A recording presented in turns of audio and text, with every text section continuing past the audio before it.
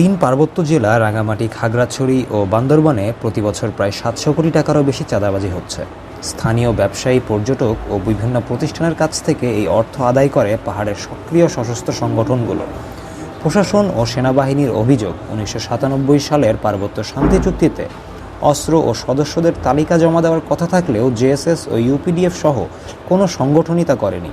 ফলে অস্থিরতা, সহিংসতা রয়েই গেছে, শান্তি স্থাপনের পথ বন্ধ হয়ে আছে।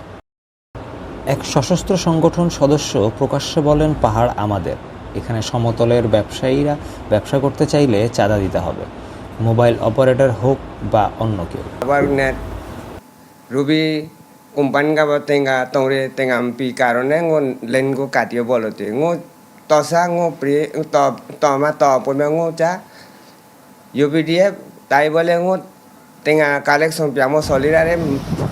পর্যটন ব্যবসায়ীরাও মুক্ত নন এই চাঁদাবাজি থেকে।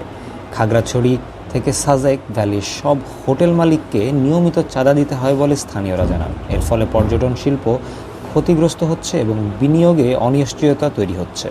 দিতে হইব ওইটাই। হ্যাঁ, চাঁদা দিতে হবে। যদি না দেন, না দিলে তো ওইটা বাইরে ওইটাই, মানে না দিলে কি তুলে তুলে নিয়ে যায়? ভাই এটাও তো কিচ্ছু করার না ওইটাই।